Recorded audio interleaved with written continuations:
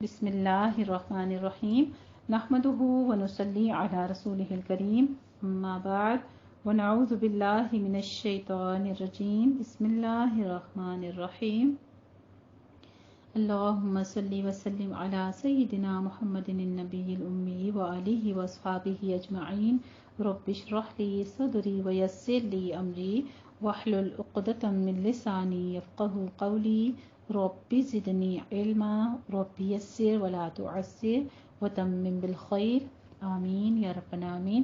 الحمدللہ جی، ہم پڑھ رہے ہیں نماز نبوی صحیح احادیث کی روشنی میں، اور اس میں ہم نے اپنی نماز شروع کی ہوئی ہے جس میں لاسٹ ٹاپک ہم نے پڑھا تھا التحیات۔ آج ہم پڑھیں گے اس میں مسئلہ رفع سبابہ۔ تشہد میں انگلی اٹھانا رسول اللہ صلی اللہ علیہ وآلہ وسلم کی بڑی بابرکت اور عظمت والی سنت ہے۔ اس کا ثبوت سنت رسول صلی اللہ علیہ وآلہ وسلم سے ملاحظہ فرمائیے۔ سیدنا ابن عمر رضی اللہ تعالی عنہما روایت کرتے ہیں کہ رسول اللہ صلی اللہ علیہ وآلہ وسلم جب نماز کے قعدہ میں بیٹھتے تو اپنے دونوں ہاتھ اپنے دونوں گھٹنوں پر رکھتے اور اپنی داہنی انگلی جو انگوٹھے کے نزدیک ہے اٹھا لیتے، بس اس کے ساتھ دعا مانگ لیتے۔ تاہم پہلے تشہد میں درود شریف پڑھنا بھی جائز بلکہ مستحب ہے۔ تفصیل کے لیے آگے ملاحظہ کریں گے۔ اسے صحیح سنن نسائی نے روایت کیا ہے اور صحیح امام ابن خزیمہ نے بھی روایت کیا ہے۔ سیدنا عبداللہ بن زبیر رضی اللہ تعالی عنہما سے روایت ہے کہ رسول اللہ صلی اللہ علیہ وآلہ وسلم جب نماز میں تشہد پڑھنے بیٹھتے تو اپنا دایاں ہاتھ دائیں اور بایاں ہاتھ بائیں ران کے اوپر رکھتے اور شہادت کی انگلی کے ساتھ اشارہ کرتے اور اپنا انگوٹھا اپنی درمیانی انگلی پر رکھتے۔ اسے صحیح مسلم نے روایت کیا ہے۔ نبی کریم صلی اللہ علیہ وآلہ وسلم دائیں ہاتھ کی تمام انگلیاں بند کر لیتے، انگوٹھے کے ساتھ والی انگلی سے اشارہ کرتے۔ اسے بھی صحیح سنن ابی داؤد نے روایت کیا ہے اور صحیح مسلم نے بھی روایت کیا ہے۔ وائل بن حجر رضی اللہ تعالیٰ عنہ روایت کرتے ہیں کہ رسول اللہ صلی اللہ علیہ وآلہ وسلم دوسرے سجدے سے اٹھ کر قعدہ میں بیٹھتے، دو انگلیاں بند کیں، انگوٹھے اور درمیان کی بڑی انگلی سے حلقہ بنایا اور انگشت شہادت کلمے کی انگلی سے اشارہ کیا۔ یعنی تمام احادیث مبارکہ سے ہمیں یہ جو طریقے بتائے جا رہے ہیں یہ تمام طریقے ٹھیک ہیں۔ وائل بن حجر رضی اللہ تعالیٰ عنہ فرماتے ہیں کہ رسول اللہ صلی اللہ علیہ وآلہ وسلم نے انگلی اٹھائی اور آپ اسے ہلاتے تھے۔ صرف لا الہ الا اللہ کہنے پر انگلی اٹھانا اور کہنے کے بعد رکھ دینا کسی روایت سے ثابت نہیں ہے۔ اسے صحیح سنن نسائی نے روایت کیا ہے اور صحیح سند سے یہ ثابت ہے۔ تشہد میں شہادت کی انگلی میں تھوڑا سا خم ہونا چاہیے۔ اسے سنن ابی داؤد نے روایت کیا ہے اور فرماتے ہیں کہ قاعدہ تشہد سے تیسری رکعت کے لیے کھڑے ہوں تو اللہ اکبر کہتے ہوئے اٹھیں اور رفع دین کریں۔ سیدنا ابن عمر رضی اللہ تعالی عنہما کی روایت میں ہے کہ جب رسول اللہ صلی اللہ علیہ وآلہ وسلم 2 رکعت پڑھ کر کھڑے ہوتے تو اللہ اکبر کہتے اور دونوں ہاتھ اٹھاتے۔ اب آپ تیسری اور چوتھی رکعت بدستور پڑھ کر بیٹھ جائیں۔ آخری قعدہ یعنی تشہد کے بارے میں فرماتے ہیں کہ اس آخری قعدے میں رسول اللہ صلی اللہ علیہ وآلہ وسلم یوں بیٹھتے تھے جیسا کہ ابو حمید سعدی رضی اللہ تعالیٰ عنہ بیان کرتے ہیں کہ جب وہ سجدہ آتا جس کے بعد سلام ہے، جب آخری رکعت کا دوسرا سجدہ کر کے فارغ ہوتے اور تشہد کے لیے بیٹھتے تو اپنا بایاں پاؤں دائیں پنڈلی کے نیچے سے باہر نکالتے اور اپنی بائیں جانب کے کولہے پر بیٹھتے۔ اسے صحیح بخاری نے روایت کیا ہے۔ بائیں جانب کولہے پر بیٹھنا تورک کہلاتا ہے۔ یہ سنت ہے۔ ہر مسلمان کو آخری قعدے میں تو ضرور جانا چاہیے، یعنی تورک کرنا چاہیے۔ کتنے افسوس کی بات ہے کہ ہماری عورتیں تو آخری تشہد میں تورک کریں اور مرد اسے سنت رسول سے محروم رہیں۔ نبی کریم صلی اللہ علیہ وآلہ وسلم نے اس شخص کو منع کیا جو تشہد کی حالت میں بائیں ہاتھ پر ٹیک لگائے ہوئے تھا۔ آپ صلی اللہ علیہ وآلہ وسلم نے فرمایا، تو اس طرح نہ بیٹھ، کیونکہ نماز میں اس طرح بیٹھنا ان یہودیوں کا طریقہ ہے جنہیں عذاب دیا جاتا ہے۔ اسے سنن ابی داؤد نے روایت کیا ہے۔ جب آپ اس قعدے میں بیٹھے تو پہلے التحیات پڑھیں جس طرح دوسری رکعت پڑھ کر آپ نے قعدے میں پڑھی تھی، اور رفع سبابہ یعنی شہادت کی انگلی جو ہے اس کو اٹھا کر اشارہ بھی کریں. التحیات ختم کر کے مندرجہ ذیل درود شریف پڑھیں. اللہم صلی علی محمد وعلی آل محمد کما صلیت علی ابراہیم وعلی آل ابراہیم انک حمید مجید. اللہم بارک علی محمد وعلی آل محمد کما بارکت علی ابراہیم وعلی آل ابراہیم انک حمید مجید. یا الہی، اے ہمارے اللہ، رحمت فرما دے حضرت محمد صلی اللہ علیہ وآلہ وسلم پر اور آل محمد صلی اللہ علیہ وآلہ وسلم پر جس طرح تو نے رحمت فرمائے ابراہیم علیہ السلام اور آل ابراہیم علیہ السلام پر. بے شک تو تعریف والا اور بزرگی والا ہے. اے ہمارے اللہ، برکت فرما محمد صلی اللہ علیہ وآلہ وسلم پر اور آل محمد صلی اللہ علیہ وآلہ وسلم پر جس طرح تو نے برکت نازل فرمائی ابراہیم علیہ السلام اور آل ابراہیم علیہ السلام پر. بے شک تو تعریف والا اور بزرگی والا ہے. اسے صحیح بخاری نے روایت کیا ہے. یہ درود شریف بھی پڑھ سکتے ہیں. اللہم صلی علی محمد وعلی ازواجہ وذریاتہ کما صلیت علی آل ابراہیم وبارک علی محمد وعلی ازواجہ وذریاتہ کما بارکت علی ابراہیم علی آل ابراہیم انک حمید مجید. اے اللہ، محمد صلی اللہ علیہ وآلہ وسلم، ان کی بیویوں اور ان کی اولاد پر رحمت فرما جیسا کہ تو نے آل ابراہیم پر رحمت فرمائی، اور محمد صلی اللہ علیہ وآلہ وسلم ان کی بیویوں اور ان کی اولاد پر برکت نازل فرما جیسا کہ تو نے آل ابراہیم علیہ السلام پر برکت فرمائی. بے شک تو تعریف والا اور بزرگی والا ہے. اسے صحیح بخاری نے روایت کیا ہے. نوٹ: ایک بات کر لیجئے، کسی بھی صحیح روایت میں درود شریف میں سیدنا یا مولانا کا لفظ موجود نہیں ہے. رسول اللہ صلی اللہ علیہ وآلہ وسلم نے صحابہ کرام رضی اللہ تعالیٰ عنہم کو جو درود سکھایا تھا، جب اس میں یہ الفاظ نہیں ہیں تو ہمیں بھی اضافہ نہیں کرنا چاہیے. حافظ ابن حجر رحمہ اللہ تعالیٰ فرماتے ہیں کہ جو الفاظ رسول اللہ صلی اللہ علیہ وآلہ وسلم سے منقول ہیں ان کی پیروی راجح ہے. امام نووی رحمہ اللہ تعالیٰ فرماتے ہیں کہ درود کا مسنون طریقہ یہ ہے کہ اللہم صلی علی محمد وعلی آل محمد کے الفاظ کے ساتھ درود بھیجا جائے جو سیدنا کے لفظ سے خالی ہو. سیدنا ابو طلحہ رضی اللہ تعالیٰ عنہ روایت کرتے ہیں کہ ایک روز رسول اللہ صلی اللہ علیہ وآلہ وسلم صحابہ کرام رضی اللہ تعالیٰ عنہ میں تشریف لائے. آپ کے چہرے پر خوشی کے آثار نمایاں تھے. آپ نے فرمایا، میرے پاس جبرائیل علیہ السلام آیا ہے اور اس نے کہا، تیرا پروردگار فرماتا ہے کہ اے محمد صلی اللہ علیہ وآلہ وسلم، کیا تجھے یہ بات خوش نہیں کرتی کہ تیری امت میں سے جو شخص تجھ پر ایک بار درود بھیجتا ہے تو میں اس پر 10 بار رحمت بھیجتا ہوں، اور تیری امت میں سے جو شخص تجھ پر ایک بار درود یعنی ایک بار سلام بھیجتا ہے تو میں اس پر 10 بار سلام بھیجتا ہوں. سبحان اللہ. اسے صحیح مسلم نے روایت کیا ہے اور سنن نسائی نے بھی روایت کیا ہے. درود کے بعد کی جو دعائیں ہیں اب ہم وہ دعائیں سیکھتے ہیں. غور سے سنیے گا اور پھر اس کو یاد کرنے کی کوشش کیجیے. جو دعائیں بھی جتنی بھی آپ یاد کر سکیں، لیکن درود شریف کے بعد یہ دعائیں پڑھنی چاہیے. سیدہ عائشہ رضی اللہ تعالی عنہا کہتی ہیں کہ رسول اللہ صلی اللہ علیہ وآلہ وسلم نماز میں آخری قاعدے میں یوں دعا فرماتے: اللہم انی اعوذ بک من عذاب القبر واعوذ بک من فتنة المسیح الدجال واعوذ بک من فتنة المحیا والممات اللہم انی اعوذ بک من المأثم والمغرم. مغرم بھی آپ کہہ سکتے ہیں. دعائیں ہیں، ان کی حرکات اگر آخری آپ نہ بھی پڑھیں تو بھی ٹھیک ہے، لیکن میں نے اس لیے الفاظ کے ساتھ کہلوا دی حرکات بھی آخری، تاکہ آپ کو یاد رہے اور لکھنا چاہیں تو آپ کو حرکت یاد ہو کہ آخر میں زیر آ رہی ہے، زبر آ رہی ہے یا ساکن ہے، کیا ہے. ٹھیک ہے. اے ہمارے اللہ تعالیٰ جی، میں تیری پناہ میں آتا ہوں عذاب قبر سے،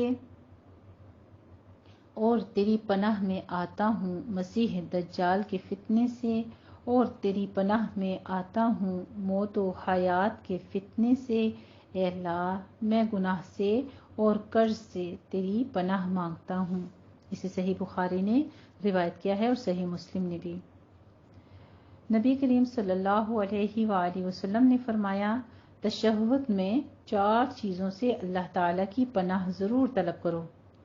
اللہم انی اعوذ بک من عذاب جہنم ومن عذاب القبر ومن فتنة المحیا والممات ومن شر فتنة المسیح الدجال۔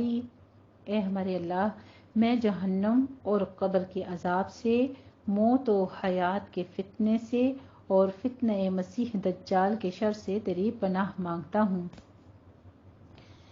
اسے بھی صحیح مسلم نے روایت کیا ہے۔ نبی کریم صلی اللہ علیہ وآلہ وسلم یہ دعا صحابہ کرام رضی اللہ تعالیٰ عنہم کو اس طرح سکھاتے جیسے کہ انہیں قرآن کی سورت سکھاتے تھے۔ اسے صحیح مسلم نے روایت کیا ہے، لہٰذا اسے ضرور پڑھنا چاہیے۔ سیدنا ابو بکر صدیق رضی اللہ تعالیٰ عنہ روایت کرتے ہیں کہ میں نے کہا، اے اللہ کے رسول صلی اللہ علیہ وآلہ وسلم، نماز میں مانگنے کے لیے مجھے کوئی دعا سکھائیے کہ اسے التحیات اور درود کے بعد پڑھا کروں۔ تو آپ صلی اللہ علیہ وآلہ وسلم نے فرمایا، تم پڑھا کرو، اللہم انی ظلمت نفسی ظلما کثیرا ولا یغفر الذنوب الا انت فاغفر لی مغفرۃ من عندک وارحمنی انک انت الغفور الرحیم۔ اے ہمارے اللہ، بلا شبہ میں نے اپنی جان پر بہت زیادہ ظلم کیا اور تیرے سوا گناہوں کو کوئی نہیں بخش سکتا، بس اپنی جناب سے مجھے بخش دے اور مجھ پر رحم کر، بے شک تو ہی بخشنے والا مہربان ہے۔ اسے صحیح بخاری نے روایت کیا ہے۔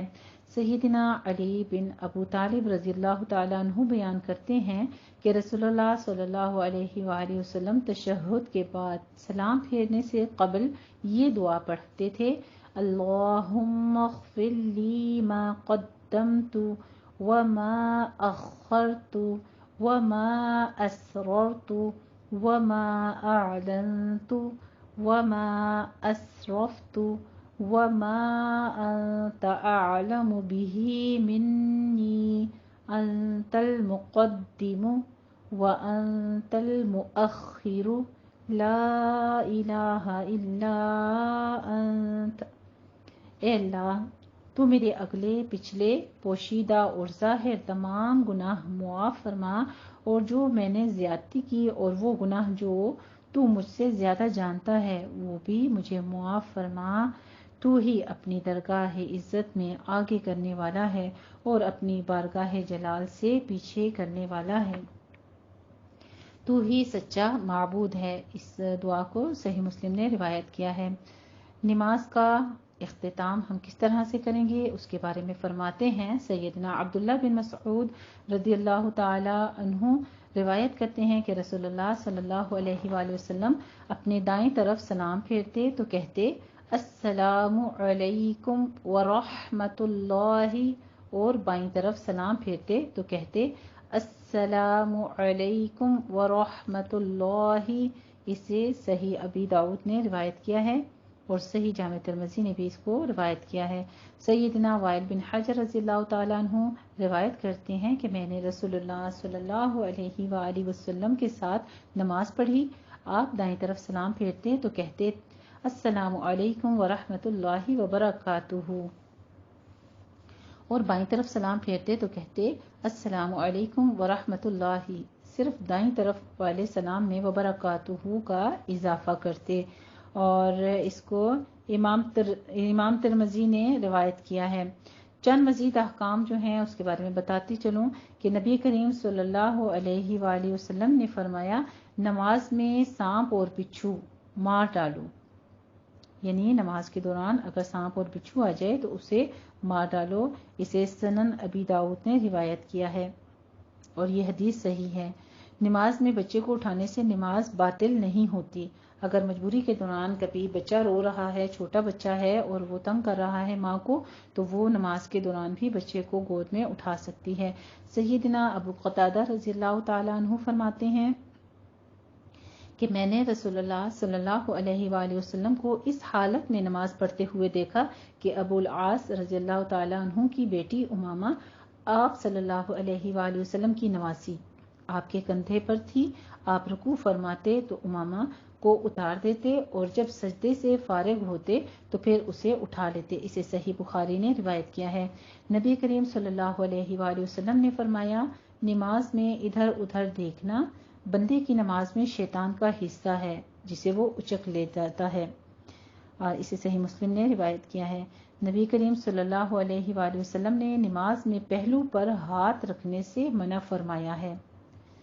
نبی کریم صلی اللہ علیہ وآلہ وسلم نے فرمایا، جب کسی کو نماز میں جمائی آئے تو اسے حد المقدور روکنے کی کوشش کرے، کیونکہ اس وقت شیطان منہ میں داخل ہوتا ہے۔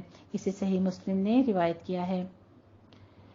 ایک اور روایت میں ہے، جمائی کے وقت ہا یا ہا نہ کہو کیونکہ اس سے شیطان خوش ہوتا ہے۔ اسے صحیح بخاری نے روایت کیا ہے۔ یعنی جمائی کے دوران آپ منہ سے ایک آواز سے نکالتے ہیں نا، تو اس کے بارے میں منع فرمایا گیا ہے۔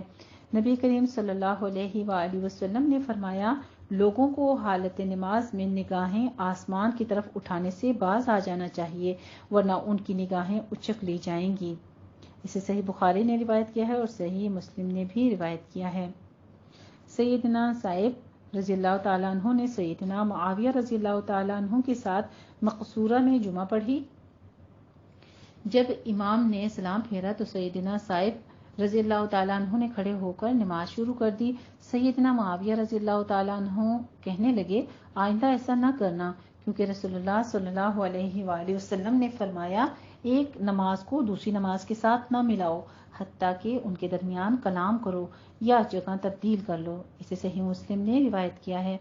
نبی کریم صلی اللہ علیہ وآلہ وسلم نے فرمایا، نماز میں انسان اپنے رب سے مناجات یعنی سرگوشی کرتا ہے، اس لیے اسے چاہیے کہ اپنے سامنے اور داہنی جانب نہ تھوکے بلکہ اپنے بائیں قدم کے نیچے تھوکے، اور دوسرے مقام پر یہ بھی ہے، یا چادر کے پہلو میں تھوک مل دے، یعنی اگر جیسے کھانسی وغیرہ کا زور پڑا ہو اور نماز کے دوران اگر آپ کو ایسی ضرورت پیش آ جائے تو پھر اس کے لیے طریقہ کار بتائے جا رہے ہیں کہ یا پاؤں کے نیچے اور یا پھر چادر کے نیچے۔ اسے صحیح بخاری نے روایت کیا ہے۔ رسول اللہ صلی اللہ علیہ وآلہ وسلم نے فرمایا، جس شخص کو نماز میں اونگ آئے تو اسے چاہیے کہ سو جائے یہاں تک کہ نیند چلی جائے۔ جو کوئی اونگنے کی حالت میں نماز پڑھے گا تو اسے کچھ معلوم نہیں ہوگا کہ شاید وہ استغفار کرتے ہوئے اپنے آپ کو گالی دے رہا ہو۔ دیکھ لیجئے کتنا، یعنی یہ صحیح بخاری کی روایت ہے اور کتنا اس کو واضح طور پر بیان کیا گیا کہ نماز کے دوران اگر نیند اونگ آ رہی ہے تو سو جائے، کہ نماز پڑھے گا تو خود کو گالی دے گا یا پھر کچھ اور آیات وغیرہ بھی جو ہے وہ بھی غلط ملت پڑے گا۔ سیدنا زید بن ارقم رضی اللہ تعالیٰ عنہ سے روایت ہے کہ ہم نماز میں باتیں کیا کرتے تھے، پھر وقوموا للہ قانتین سورہ بقرہ کی آیت نمبر 238 پڑھا کرتے تھے۔ آیت نازل ہوئی تو اس کے دوران، یعنی نماز ہم پڑھ رہے ہوتے اس دوران یہ آیت نازل ہوئی تو ہمیں چپ چاپ رہنے کا حکم ہوا اور بات کرنا منع ہو گیا۔ اسے صحیح بخاری نے روایت کیا ہے۔ اگر کوئی شخص سلام کہے تو نمازی زبان سے کچھ نہ کہے، بغیر دائیں ہاتھ کے اشارے سے سلام کا جواب دے گا۔ اسے سنن ابی داؤد نے روایت کیا ہے۔ الحمدللہ جی، ہماری نماز جو ہے وہ تکمیل ہو گئی ہے۔ پورا نماز کا طریقہ جتنا تھا تکبیر سے لے کر اور سلام تک، آج ہماری نماز مکمل ہو گئی ہے۔ اللہ سبحانہ تعالیٰ ہمیں قرآن و سنت کے مطابق نماز پڑھنے کی توفیق عطا فرمائے۔ بعض جو باتیں جو ہیں وہ آپ کو احادیث مبارکہ کے ساتھ ثابت ہیں، بعض ایسے سوالات جو آپ کے ذہن میں تھے اور شکوک و شبہات میں مبتلا تھے، ان باتوں کی احادیث مبارکہ سے وضاحت بھی ہو چکی ہے اس دوران، اور ہم پوری کوشش کریں گے کہ اپنی نماز کو قرآن و سنت کے مطابق ادا کریں انشاءاللہ تعالیٰ۔ اگلے ہفتے سے ہمارا ایک نیا ٹاپک ہوگا نماز نبوی میں، کچھ سجدہ صحف کے بیانات اور کچھ مزید معلومات کے ساتھ حاضر ہوں گے انشاءاللہ تعالیٰ۔ وآخر دعوانا ان الحمد للہ رب العالمین۔ جزاکم اللہ خیرا جزاء۔